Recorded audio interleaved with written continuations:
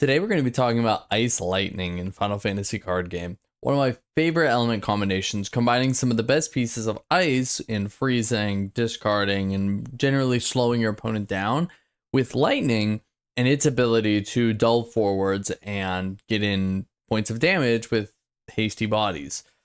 We're going to be going over things today like the deck list that I currently run, some ways you may be able to change that, some additions or subtractions, things to think about that can tailor the deck to your playstyle.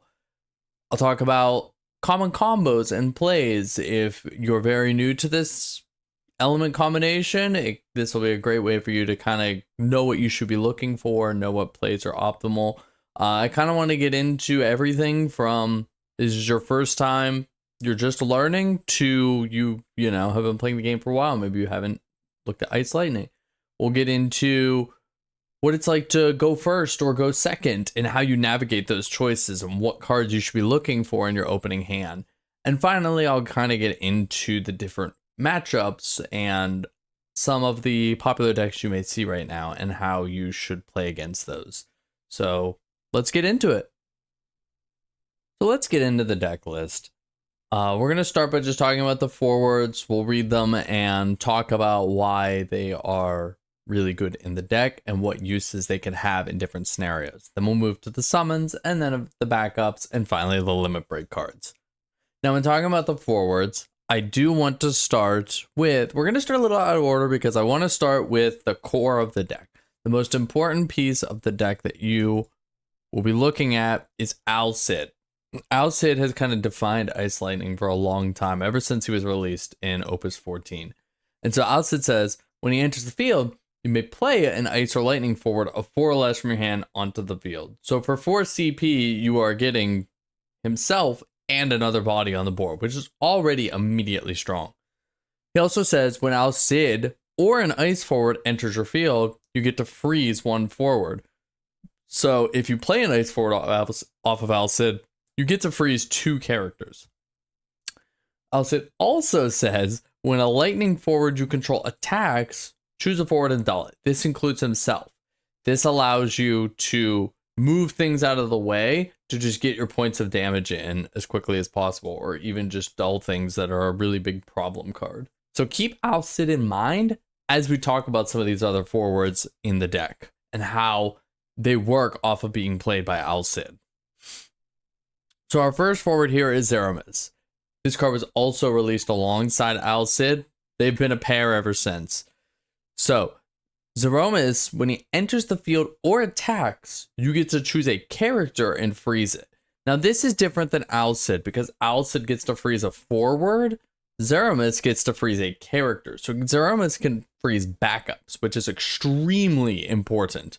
It is why Zeramis can be such an aggressive piece, is that if your opponent has a single backup dull and they're trying to fold out their backups, getting to 2, 3, 4 as quick as they can, Zeramis can constantly not only freeze that backup the turn he comes in, but every turn after he can swing, freeze a backup, swing, freeze a backup, and he can keep your opponent playing extremely inefficiently.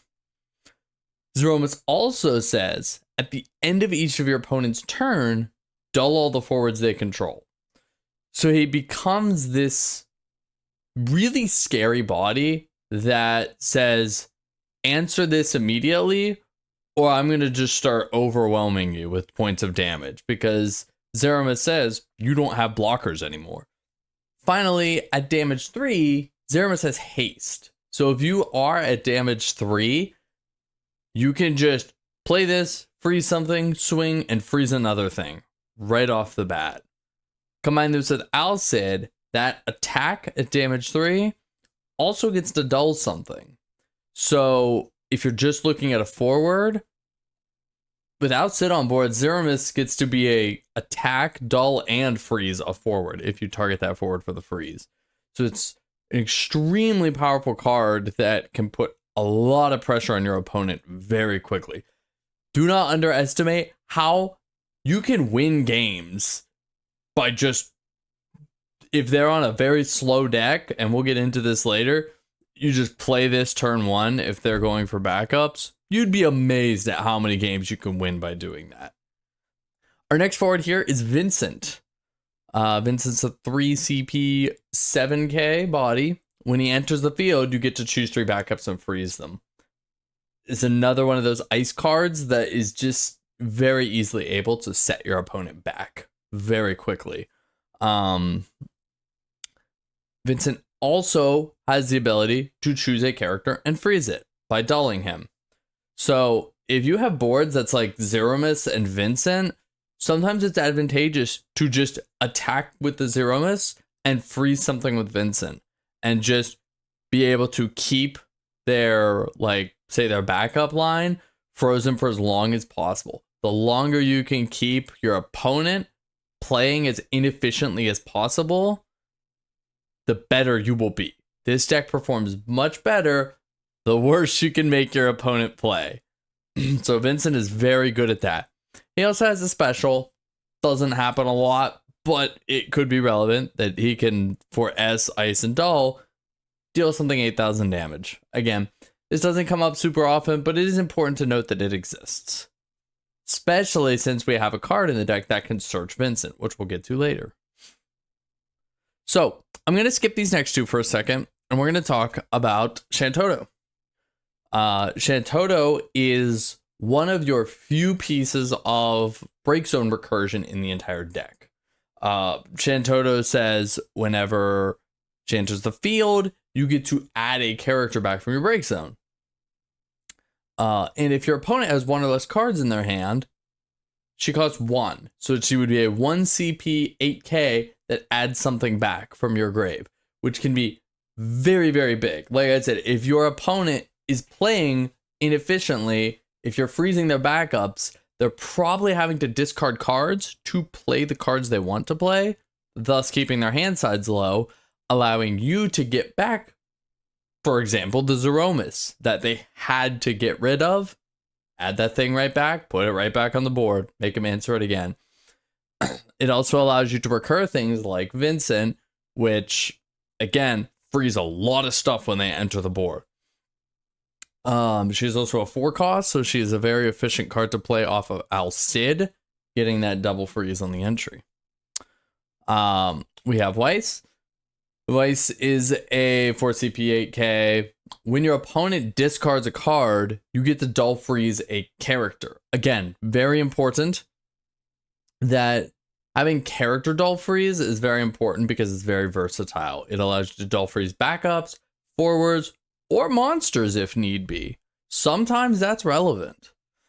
Weiss also has the added text of at damage 5, he gains 1k power and can't be chosen by summons or abilities. If you can get this thing on the board at damage 5, it is a menace to get rid of. You have a 9k that they can't choose.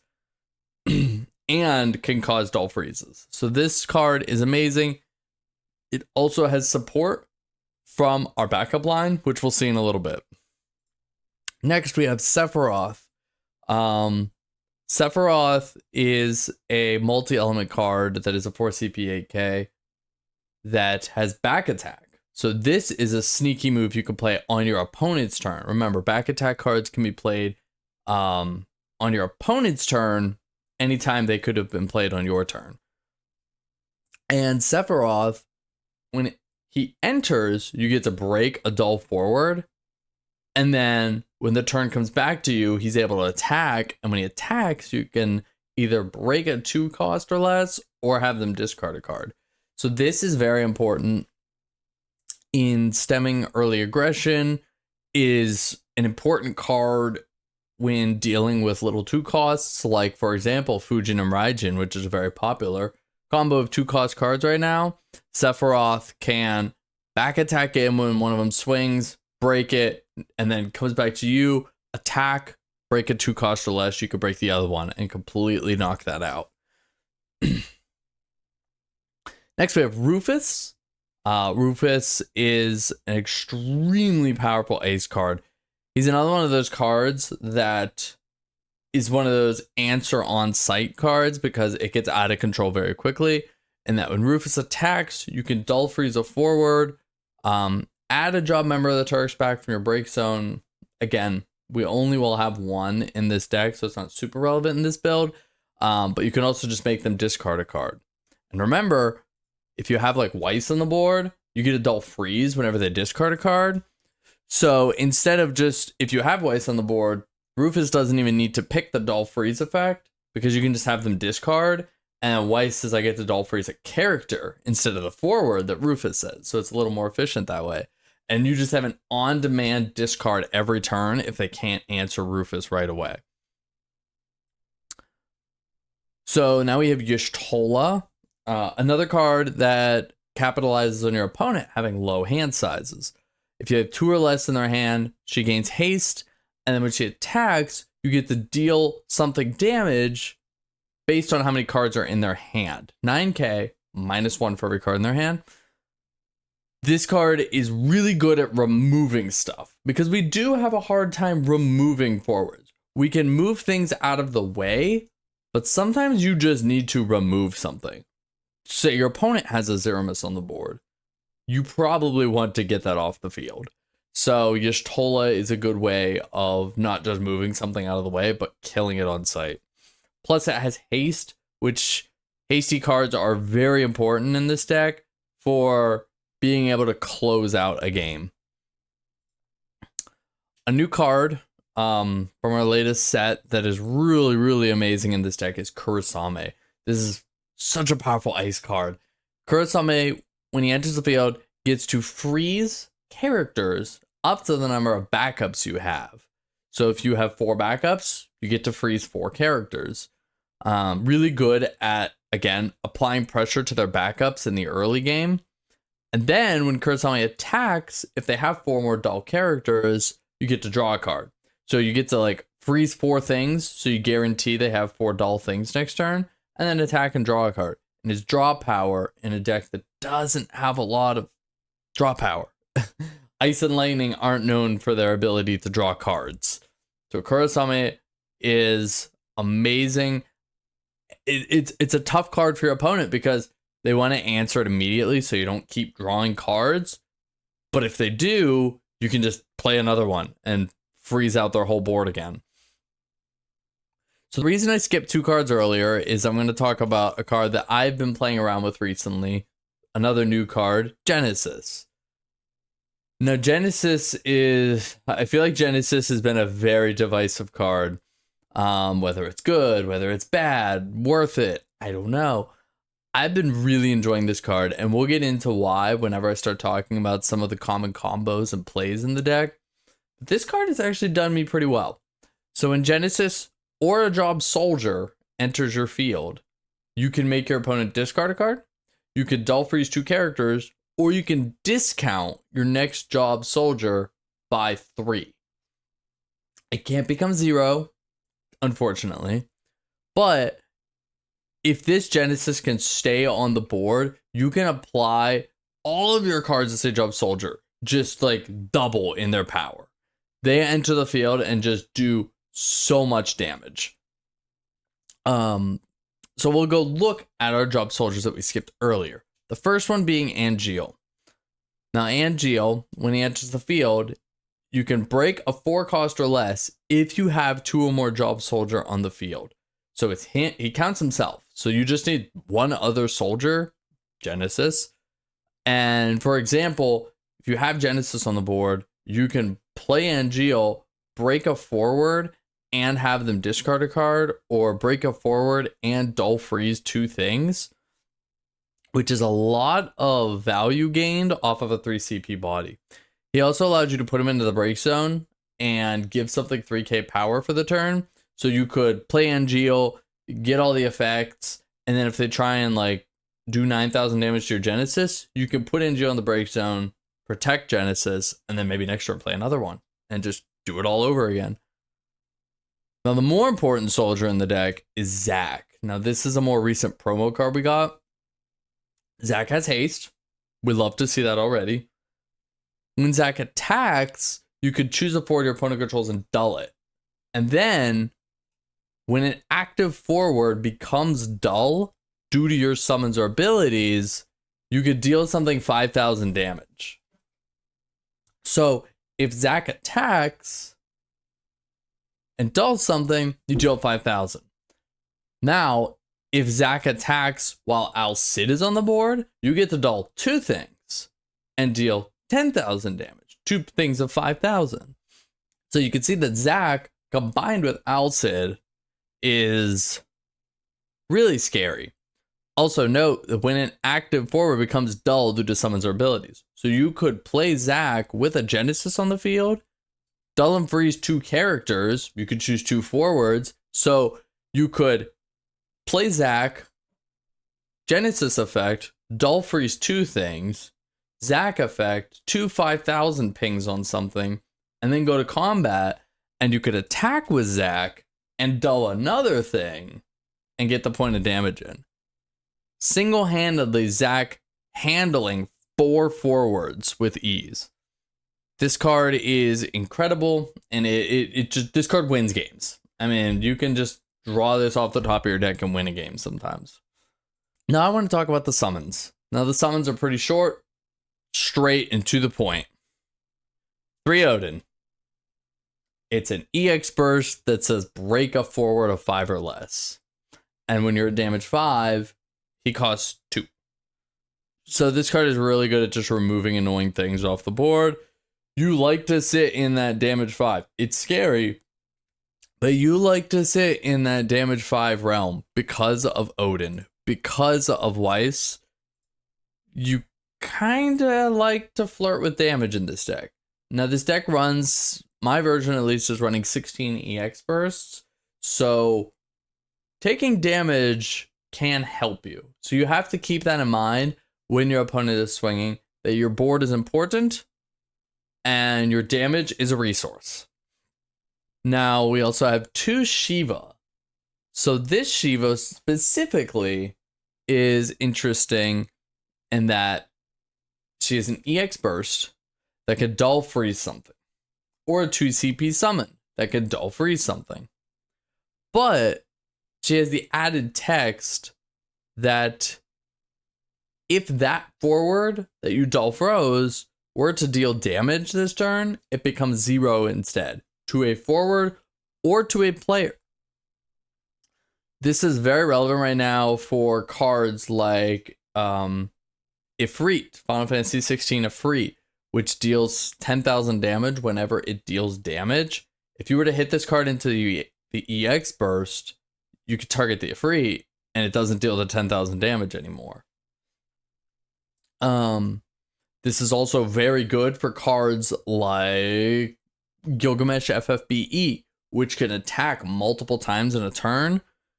If you hit it with the Shiva, not only is it dull frozen, but even if they have some weird way of reactivating it, like, I don't know, like Miwa, it does 0 damage to a player this turn. So even if they swing again, you just let it go. I initially put this in here as a way to protect my board from widespread damage.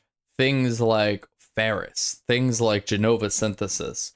Your board is very important, and dismantling your board can lead to losing the game entirely. Shiva can just save games for you.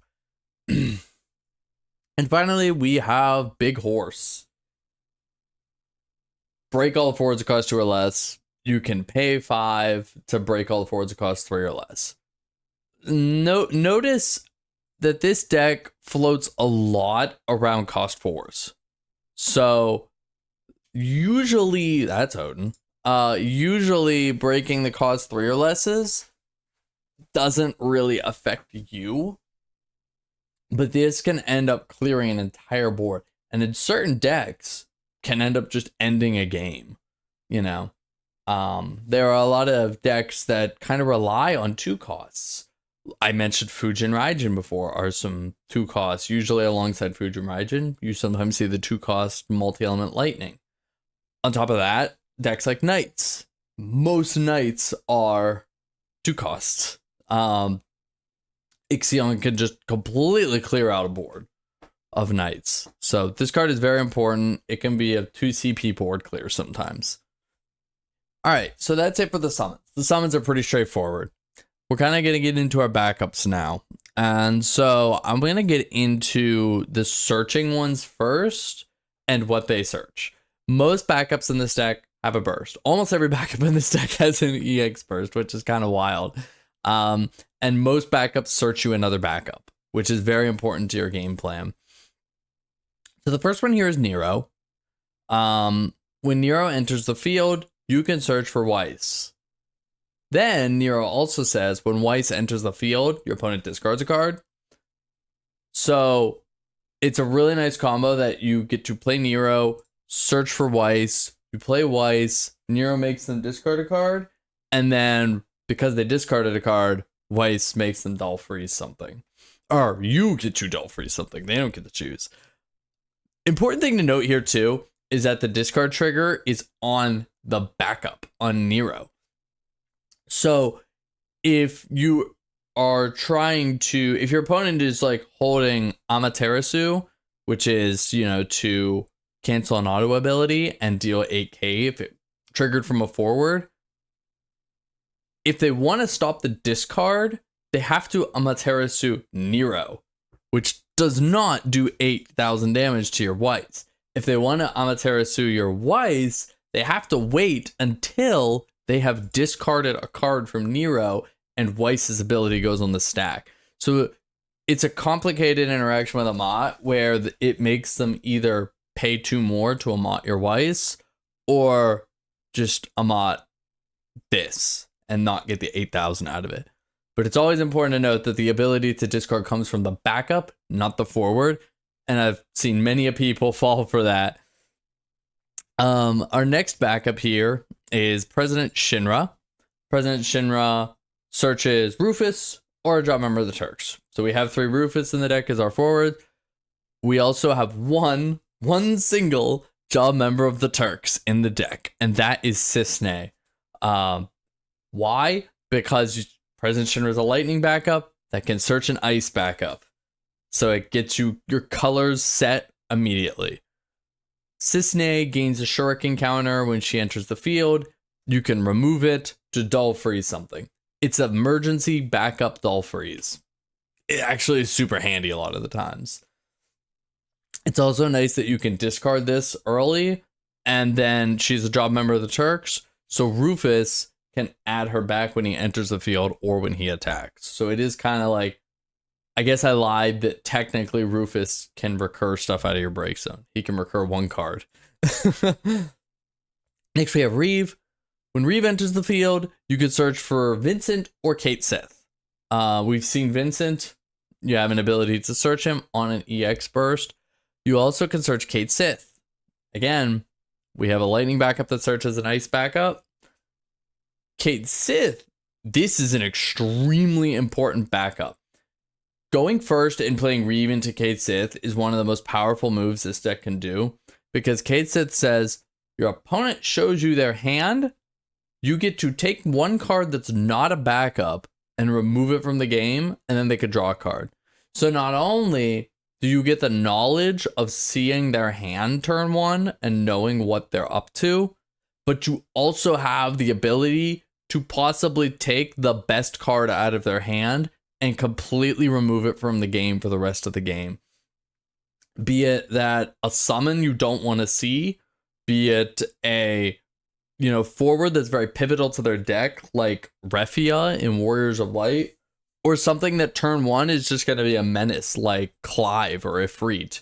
Just taking that out of the game, especially if you can see they have no backups in hand, or you also get to see the colors of their hand, and maybe their only backup in their hand is Wind, and they only have 1 other Wind card in their hand. You could take that Wind card, and maybe they're just not able to play that Wind backup next turn because they lost the only card they had to discard for it.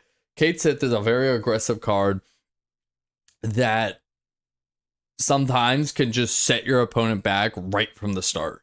Very amazing card. Can't stress enough how much Kate Sith is very good. Our last 2 backups here are Restrictor. Now, Restrictor searches a Job's Fiats and adds it to your hand on an EX burst. So our Job's Fiats are Weiss and Nero. So Restrictor does search you a backup of another color, which is useful. It's not the most ideal way because Restrictor costs 3 and Nero costs 4, which is very expensive. You'd rather like play a 3 cost that gets a 2 cost, right? But it's still a burst that's very important. Also, it's a drop soldier. So it does synergize with Genesis, which is really, really cool. And can lead to some cool combo plays. Finally, our one other backup in the deck is I run a 1 of Kuja. It is an EX burst that when he enters the field can break a forward of 2 cost or less. Again, this is very good against decks that are very aggressive with 2 costs, like Fujin Regent or Knights. Not only either playing this early or bursting this early can do a lot of damage to them.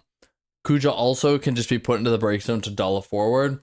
It may just move the thing out of the way that wins you the game. So finally, we're going to get into our limit break cards. The limit break cards are pretty straightforward. There's nothing super surprising here. We have 2 Surges. Surges, when he hits the field, dulls a forward or freezes a forward. Very, very good alongside Al Cid, because remember, Al Cid can freeze a forward when an ice forward enters the field. So Surges can double freeze. You get the freeze from Surges and the freeze from Al Cid entering. Or you could choose to dull something and then freeze it with Al Cid, making Surges a dull freeze. We have Victora. Victora can deal 7,000 damage to something if they have 2 cards or less in their hand. I mean, it's sometimes just a way to just move something off the field. You get a freeze from Al Cid. Victora can also get really big if they have no cards in their hand. So if you're keeping them constantly like top decking, they have to decide between playing those 2 cards they drew or trying to keep one in hand to prevent this thing from being 10,000. Next we have Cloud. Cloud is probably the most important limit break card you'll play. Cloud breaks a forward of cost 3 or less when he enters the field. Unfortunately, he's not a drop soldier. It's a drop rider. But it's a very efficient way to just delete something off of the board. And then you'll have him later to be able to attack, and then you get a dull from Al Cid. Now, we have Gilgamesh. Gilgamesh is a card I've really, really, really been enjoying in the limit break deck. Gilgamesh can either break a forward of cost 1 when he enters, or remove 2 cards from your opponent's break zone from the game. Your main target with breaking a forward of cost 1 is Leo in Earth decks right now.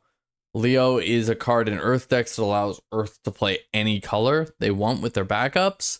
So, and he gets very big. He gains 1,000 power for every character they control.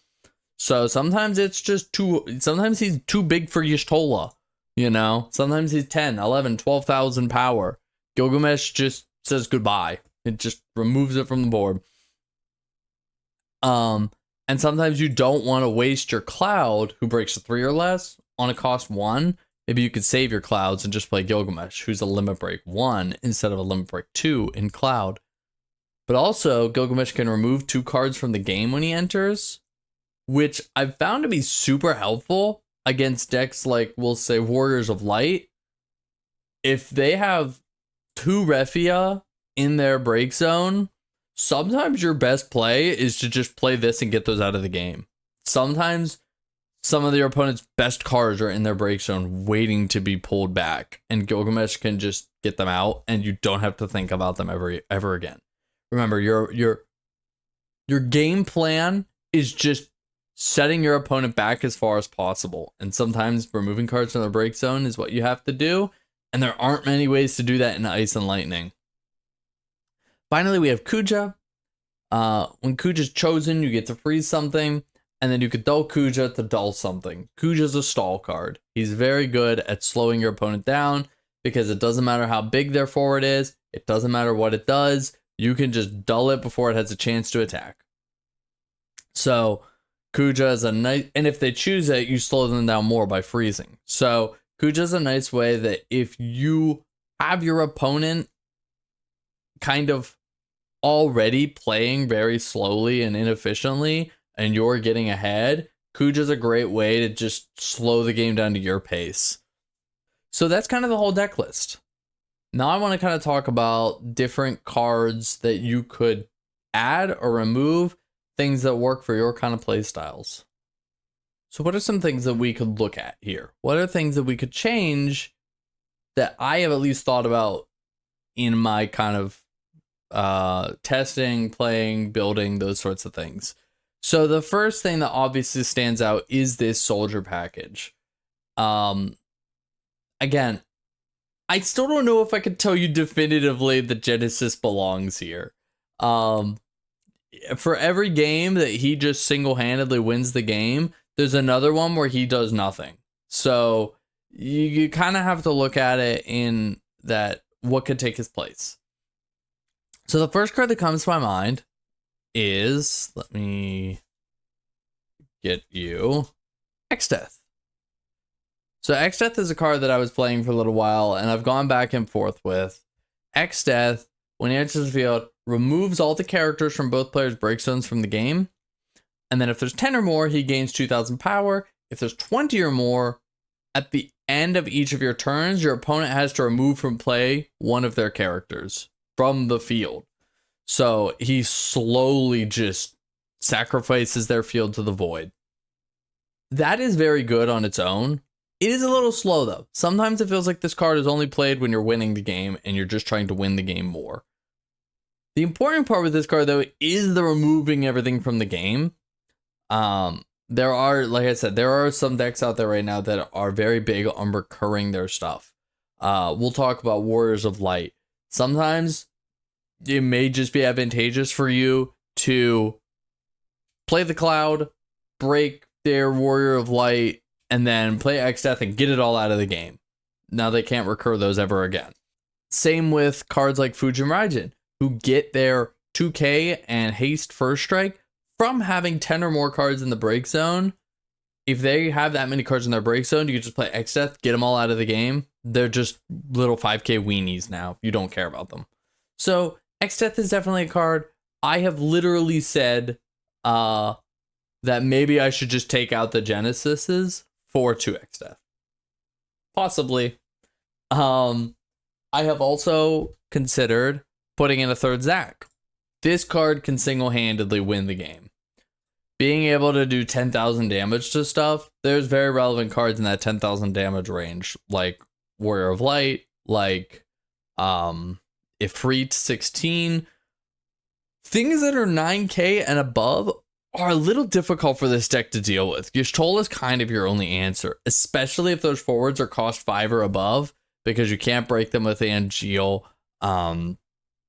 And it kind of just gets difficult to remove. And if there's 6 or above, like Ifrit 16, Shiva 16, Odin doesn't do anything. So sometimes Zac is the only answer you have to removing things like that off the board. Another thing that I have considered is adding in, if I could type, Jill and Shiva. We'll just put one of each of those in. Jill being a newer of the dominant and icons, where Jill can dull freeze something when she enters the field, and then when you prime for 3, Shiva can break 2 dull forwards, and then if they've lost 2 forwards this turn, they discard a card. Very powerful removal option to be able to remove 2 things off the board. In a deck that has trouble removing things off the board. The question becomes for me a lot of the times is it worth playing at its full cost? Because Jill gets discounted by 2 if Torgal's on the board. Because then you start to ask, do you want to play Torgal? Torgal is a 2-cost backup. That says you're priming and casting of dominance can be paid with any element. So you're not going to care about that. Torgal would only be in the deck to discount Jill. Playing Jill for 1 CP is an extremely powerful move. But again, you go down a rabbit hole where it's like, do you add Jill Shiva? Okay. Do you add Torgal? Okay. Well, now I need a way to search Torgal. Do I add Emina, which is a 4-cost backup that searches a 2-cost backup? It gets deeper and deeper and deeper, and I start to say you're building a different deck. So But it is something to consider if you're looking at some different ways to change Ice Lightning here from the build I have. Another card I like to say give it some thought is playing this Shiva instead of the Shiva I am. So this Shiva doesn't have the EX burst, but this Shiva has the advantage of being a 1 cost. And if you remove 4 ice cards from the game, you get to add this back to your hand. So you can cast it multiple times. So this Shiva does have the potential to just take out an entire board and just move it all out of the way, which can slow them down drastically. It is also a character, so it could be the dull freeze of a backup you need when you have nothing else. So if you're willing to sacrifice the EX burst potential, this card is pretty fantastic. So that gives you some ideas on some cards you could mess around with, change with if you want to keep experimenting with the deck.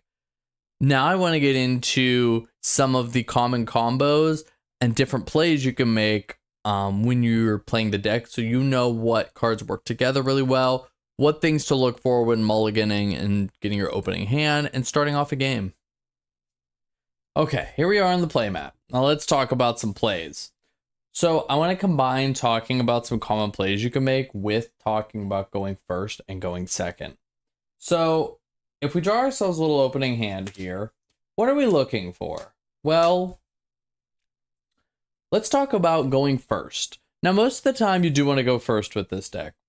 And what you want to look for, again, the advice I'm going to give you is for now, assuming you don't know what your opponent is playing, right?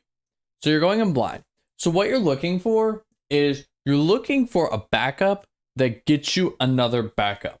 Ideally, you want Reeve, or you want President Shinra is your other target that you're like ideally really looking for. That way, you have the ability of President Shinra getting you Cisne, or Reeve getting you Kate Sith, allowing you to get to 2 backups on your first turn immediately. And that's what we're looking for, is 2 backups on your first turn. And you'll see why here in a bit. So if I were to see this hand and I see the Reeve, I think we're in a pretty good spot. So you could, like, discard 2 cards. You could play the Reeve. That lets you search your deck for Kate Sith. And then you could discard an ice card to have the Kate Sith. Now you have 1 card in your hand and you have 2 cards in your backup and you're set up for your first turn.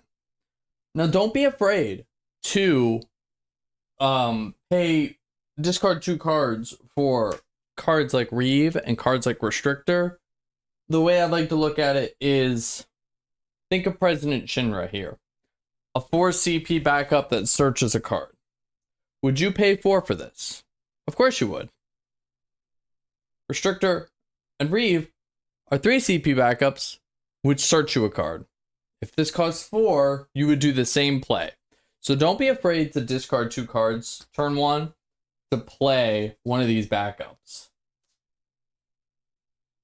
Now, having 2 backups, and this is why going first and having 2 backups is so important. So now, if you draw for turn, you are able to draw, that, and I thought I do, okay.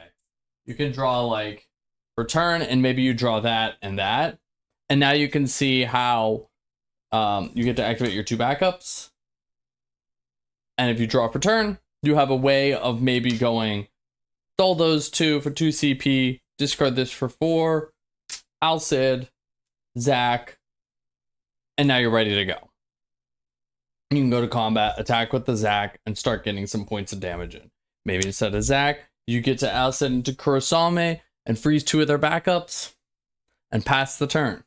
By having 2 backups, most of your deck is on this 4-cost curve. So it is really important that you get the 2 down so that you can bend into your next plays very efficiently. So now, using our same scenario, let's talk about a card like Genesis. So, again, being on 2 backups, Genesis can allow you to curve out into some interesting plays where maybe this is your hand. You can dull this ice backup and discard 2 cards for 5 CP so you can play Genesis. Now, Genesis can discount your next cost soldier by 3, but it can't become 0. So our restrictor is a soldier that costs 3. So now it costs 1 because it can't cost 0. So you could use Genesis, discount your next soldier, then you could dull this, play this restrictor backup for 1. That allows you to search for a Jobs Fietz, we'll say Nero, and Genesis will allow you to either have them discard a card or dull freeze 2 cards, allowing you to curve out your backups and present a threat on the board, where then maybe next turn you can draw for turn, and maybe it's Zach Kuja, and you could dull 2 backups, discard the Kuja, you could play the Zach, dull freeze 2 forwards, 10k ping off the Zach, and then go to combat, and you get to attack with both of these forwards, putting in an actually impressive amount of pressure. Now, you're not going to get to go first every game. That is the unfortunate fact. So, what do we do when we go second? So, double backup is always an option. That is always an option available to you. You know, my opponent goes first, they play a backup and pass. If you feel it's necessary, you can do your same opener, do this, get your Cisne, discard this, play your Cisne, go ahead. Right? Nothing wrong with that. Though the advantage to going second is we have the ability to know what our opponent is playing. I like to say sometimes if my opponent goes first and they just play like a single backup, that's it. I mentioned this in the first part, but there is a real world scenario where if you see that they want to play a slow game like that, sometimes going backup into backup, or even to Kate Sith, isn't the most optimal play because you're going to allow them to play like a 3-cost backup optimally. Sometimes in this case, it is more beneficial, especially because going second, you get that extra card in your hand because you draw 2 going second. Sometimes it might just be worth it to just pitch these 2 cards and just like play the Alcid, the Zeromus, you freeze their backup, and then you pass turn. And now they're starting their next turn with no backups, no forwards. You are threatening not only to freeze that backup again, but also 2 points of damage. And if they put any forwards out, you can dull them with the Alcid's ability. So then maybe next turn, you draw for turn, you're presenting the freeze and the damage. Now is the time that we could discard 2 cards, play the Reeve, search the Kate Sith, play the Kate Sith, go ahead. Another thing to note when going second, and I don't always recommend this, but there is a play available to you here. 1, 2, 3, 4, 5, and then you draw for turn. So another option, if your opponent plays, they may play a single backup and they pass, know that if you're going second, you will always, so long as like your colors work out, you have the CP numbers to go pitch 2, restrictor, search Nero, pitch 2, Nero, search Weiss, pitch 2, play Weiss, they'll freeze this, discard a card. right? Know that going second, that this is always a play available to you. It's a little scary because you have no cards in hand and you have this, right? But you've taken a card out of their hand, you've stunted their first turn play, so again, they have to play really inefficiently. And if they take the turn back to you, and you maybe draw Zeramis Rufus, you could dull the 2, pitch the Zeramis, play the Rufus, Rufus have them discard a card, Vice have them dull freeze again, and now we're in that scenario where they have to answer this Rufus immediately, or every turn he swings, they'll be discarding a card and dull freezing on the Whites. Having a combo like that up gives you the time you may need to maybe on your next turn be able to start stacking your backups back up. You're probably never going to get to 5 backups in this deck. It's just not a case you usually ever hit. You really float around 2 to 4 is really where you're at, because you usually play one backup that searches another, and then another backup that searches another. And most of your cards are played on this 4-cost curve. So you usually just sit on 2 to 4 backups every game. Let's talk about matchups a little bit. Very quick little rundown of what kind of cards I'm looking for and what are my strategies when going into certain matchups. So the first ones I want to talk about is the average matchup. And we kind of went over that already. Your average matchup, in my opening hand, I'm looking for Reeve and I'm looking for President Shinra. The other cards aren't super important. You don't want to be putting one of these back in your deck on a mulligan. This deck does run a lower backup count because we have backups that search other backups. So if you see one of these, you want it in your average matchup, you just want to keep it so you can curve into your 2 very easily. You also want to make sure that your hand does something, if that makes sense. Let me try and get you a good example. We'll say we have Restrictor and we have Ixion, we have Ishtola,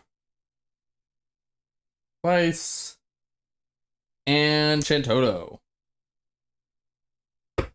So if you were to draw this hand as your opening hand, at first glance, it doesn't look bad, right? We have a backup that searches another backup, Restrictor can get us another backup.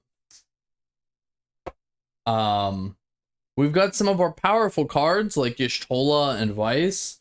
And we've got our best summon. But does this hand do anything? Is what you have to ask yourself.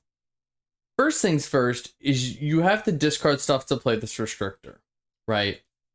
And you're probably not playing this Nero. I mean, you can, but again, you're giving up almost every card in your hand to get to the 2 backups, which isn't very efficient. And that early in the game, having 0 cards and relying on your draws can be kind of scary. Because again, we're trying to be very active on attacking our opponent's resources.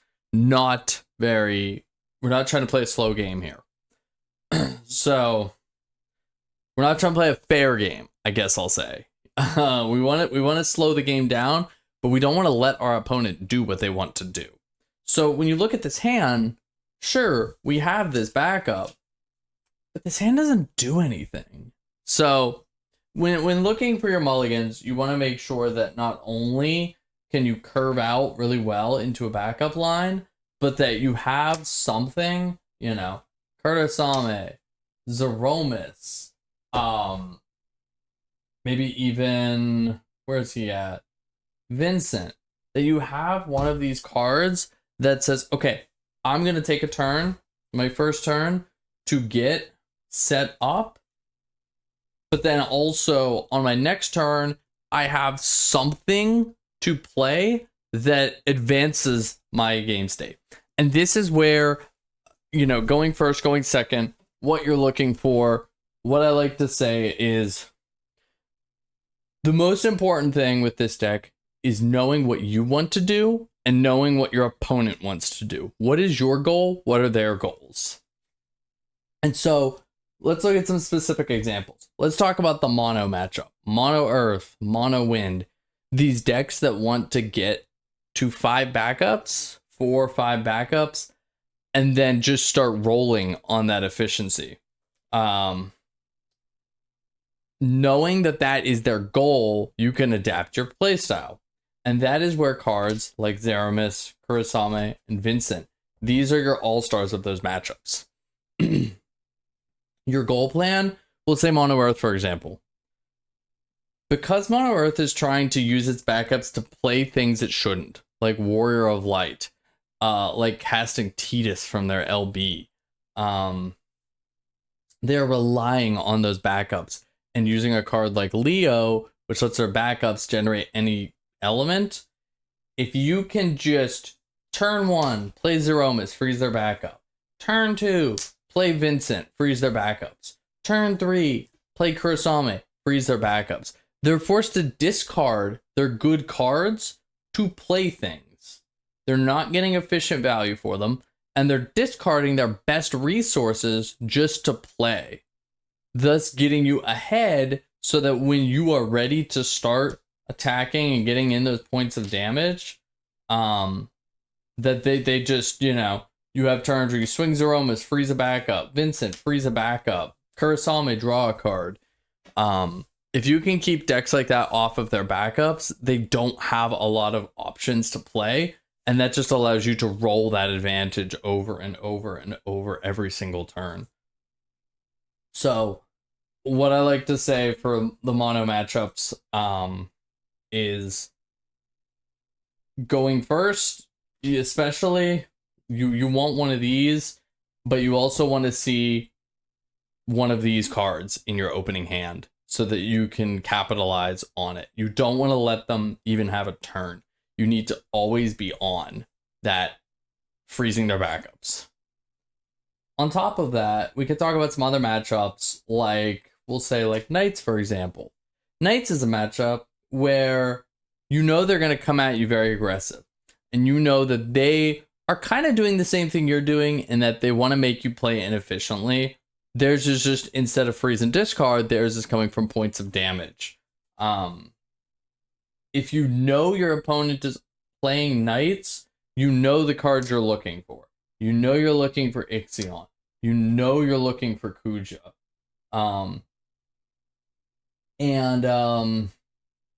You may also be looking for cards that continually put pressure down on the board, so they can't refresh their board. Cards like Y'shtola, cards like Zac, these cards that when they attack, they kill something, so that when you Ixion away their Laswells and Charlottes and those sorts of things, when they try and refill the board with Laswells and Charlottes and things, you can every turn, you know, just be able to say, like, oh, they put the Laswell back down, attack Zac, dull the Corilla, 5k on the Laswell, and just keep them constantly back and not able to swing for 2, 3, 4 points of damage a turn. And so these are the kinds of things you're looking for. You're not looking for cards so much. You know, you may find some, if you can get your backups to 2, 3 backups, you may be looking for cards like Kurasame so you can freeze down their Knights, but you're not looking for cards like Vincent in this matchup, because you know they're not playing backups. Maybe one, but like, this isn't going to get you the value that you're looking for.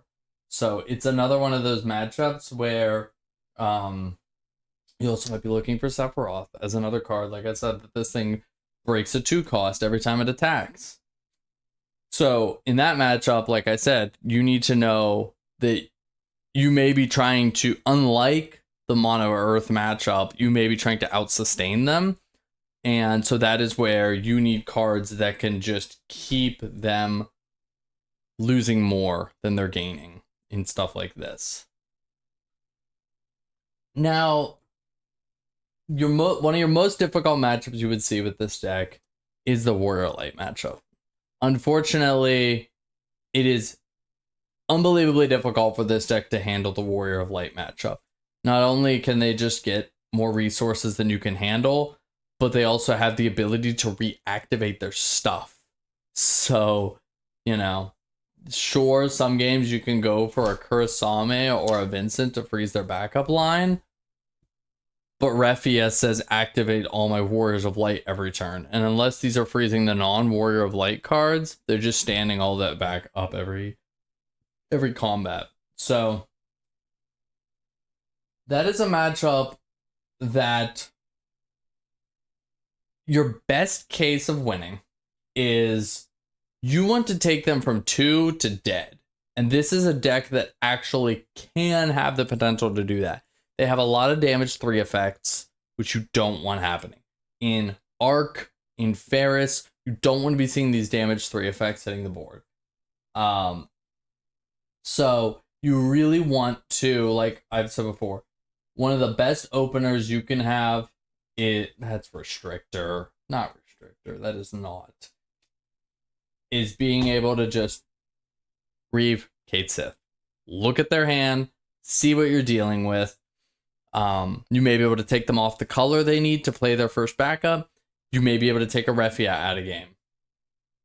If you can Kate Sith a Refia out of the game, play one Gilgamesh, remove the other 2 from the game, you've removed all Refias from the equation and you might have a chance. But just note that this will be one of your hardest matchups. And that, like I said, you're looking for like Kate Sith, Reeve into Zeromus, so that maybe Zeromus can get, first damage, freeze. So, let's look at an example where you're like, turn 1, you play Reeve Kate Sith. Okay, cool. Maybe turn 2, you play Zeromus, you freeze something, Vincent freeze something. Go ahead. Okay, turn 3, maybe you swing Zeromus and freeze a backup. So you get to freeze 2 backups, get your first point of damage in, and then go like Alcid into Kurasame. Okay, and then your next turn, again, you've frozen most of the backups, you freeze them again, you freeze them again, you just keep them frozen. And I don't know, you get, so then they're at 2 points of damage, and you slam down like Rufus to discard a card from their hand, trying to keep them again off of the ability to explode by keeping the backups frozen down, keeping cards out of their hand, and now they're at 2 points of damage, and maybe your next turn you're able to just play the Zac and then just try and go combat 3, 4, 5, 6, 7 and hope you don't get EX bursted out of the game. Just know that it's your hardest matchup, but those are the things you're kind of going to be looking for to have a shot at winning that matchup. Gilgamesh will be actually a good friend for you in this matchup. Gilgamesh and Cloud. These will be your friends. Cloud can just straight up break 3-cost Warrior of Lights like Ferris, like Refia. Gilgamesh can remove them from the game.